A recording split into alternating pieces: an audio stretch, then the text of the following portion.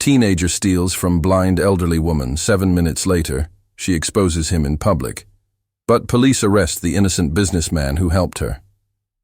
What's the truth behind this twist? Keep watching and tell me your thoughts in the comments. It was a typical Tuesday afternoon in the bustling downtown area. People hurried through the crowded streets, most too busy to notice anything unusual. Among the chaos, a blind woman named Clara stood at the edge of a busy sidewalk, her white cane tapping the ground in steady rhythm. She wasn't just any blind woman.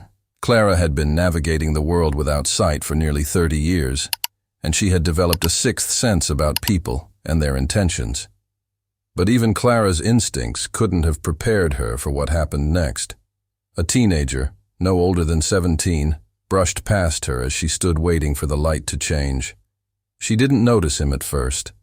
After all, it was crowded.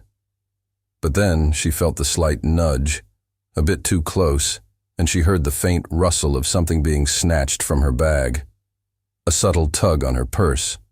It was quick, the kind of thing that would have gone unnoticed by most. Clara paused. She knew exactly what had just happened. Her heart didn't race. Her blood didn't boil. Instead, she remained calm, sensing the shift in the air. It wasn't the first time someone had tried to take advantage of her, and it certainly wouldn't be the last. But this time, Clara wasn't going to let it slide. She tilted her head slightly, scanning the surroundings with her ears and her instincts. The teenager hadn't gotten far. She could hear his footsteps hastily retreating, his pace quickening as if he thought he could just disappear into the crowd.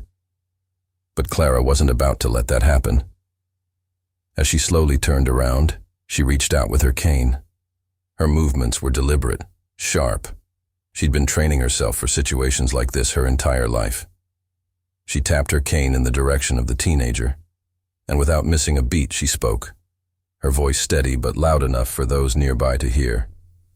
"Excuse me, young man. You just took something from my bag. Please stop where you are." For a moment, the teenager froze. He probably thought he was invisible, that no one had seen him. He looked around nervously, glancing at the people around him, hoping they wouldn't notice. But Clara's voice carried across the sidewalk, and a few people started to look his way. He tried to act casual, like nothing was wrong, but Clara wasn't letting him off the hook that easily. "You think you can get away with it?" Clara asked, her tone firm, unwavering. The teenager stammered, clearly caught off guard. I don't know what you're talking about," he mumbled, trying to act innocent. Clara's senses were sharper than ever. She could hear the nervousness in his voice, the uncertainty in his footsteps. His lie was thin, easily seen through. "You know exactly what you did, and you're not going anywhere until I get what's mine," she said, louder now, enough to make the people around her start noticing the commotion. A few of them began to whisper, eyes shifting toward the teen. The teenager's face flushed red with embarrassment. His hands fumbled in his pockets, but Clara wasn't backing down. "You took my wallet. I want it back now," Clara demanded. She wasn't going to let him play it off. Not this time. The crowd began to gather around her, some looking at the young man with judgment, others watching with curiosity. Clara's calmness in the face of this injustice was unnerving to him. He had expected no one to care, no one to notice. He had thought she was just another blind woman who wouldn't fight back. But Clara wasn't just another blind woman. And the teen had made a big mistake. The teenager's face turned pale as Clara's cane gently tapped the ground, steadying her as she spoke again, louder this time so everyone could hear. "You took my wallet," Clara said, her voice unwavering. "It's in your pocket right now. Don't try to deny it." A few bystanders began to stop and glance over, sensing the tension in the air. The teenager, caught in his lie, shifted uncomfortably. His hand instinctively went to his pocket. But before he could act, Clara took another step forward, making it clear she wasn't backing down. "Don't touch it," she commanded, her voice sharp, cutting through the noise of the street.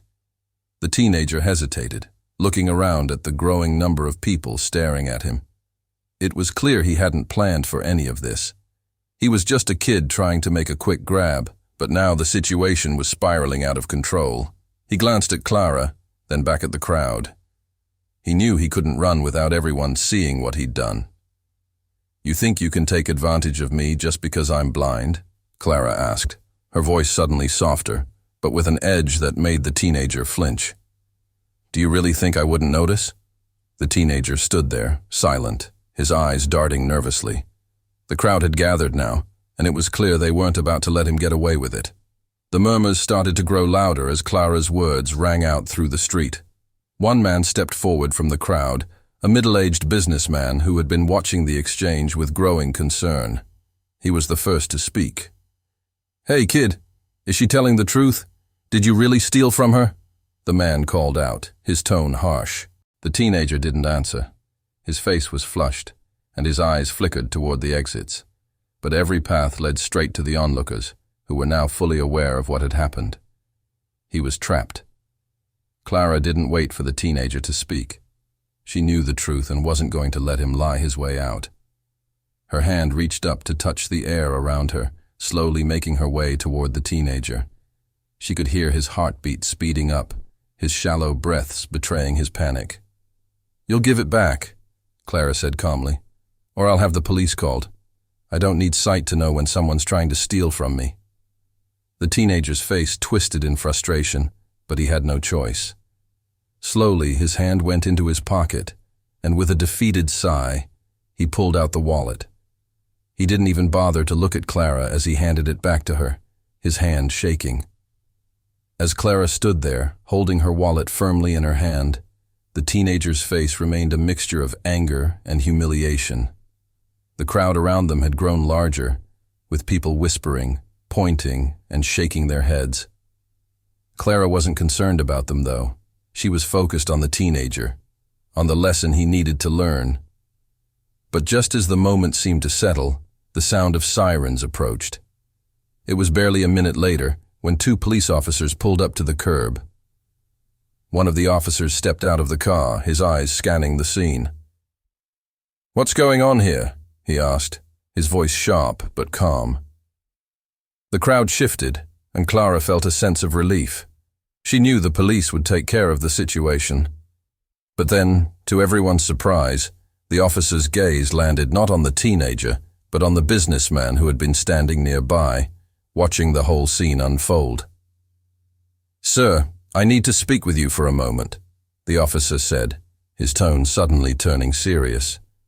The businessman froze. Clara could hear his heartbeat quicken and the nervous shuffling of his feet. He looked confused, but there was a flicker of panic in his eyes as the officer approached him. "What do you mean? I didn't do anything."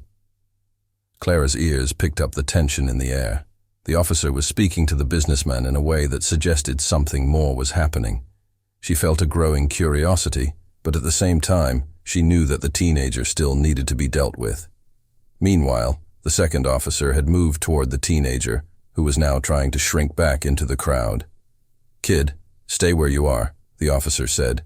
"We've got reports about you already." The teenager stammered. I didn't steal anything. I didn't—" The officer raised a hand, cutting him off. "Don't lie. We've had complaints." But Clara could tell something wasn't right. She couldn't see exactly what was happening, but she could hear the murmur of voices and the shuffle of feet. As the officer spoke to the businessman, it became clear that there was more going on than just a simple pickpocketing.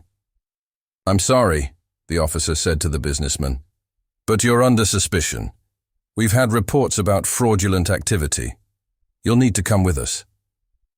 Clara's pulse quickened as the officer moved in, and for a moment, everything seemed to blur. The businessman's face was drained of color. He looked terrified, and Clara couldn't help but feel a slight sense of satisfaction. The truth was coming out for both of them now, both the teenager and the man who'd been watching from the sidelines. As the officers escorted the businessman to their car, the teenager was left standing there, his head down, his guilt now fully exposed. He knew his actions had consequences, and now it seemed like the universe had a way of making sure the truth came to light for everyone. Clara smiled slightly, holding her wallet tightly to her chest. The tension that had built up all around her seemed to dissolve, and for the first time in minutes, the street felt peaceful again. The police car drove off, and Clara turned back to the crowd that had gathered around her. She could hear the whispers die down as people started to disperse. As she started to walk away, a sense of quiet pride settled over her. She had done what was right.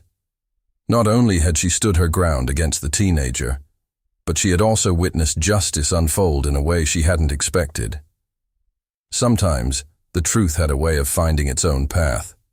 But as Clara disappeared into the crowd, she left everyone with a thought. How often do we ignore what's right in front of us? How often do we allow injustice to slip by unnoticed? So I have to ask you, what would you have done if you were Clara? Would you have stood up in the face of injustice, or would you have walked away? Let me know in the comments below how you would have handled this situation. And hey, if you enjoyed this story and want more of these unexpected twists, don't forget to subscribe. I'd love to share more of these with you.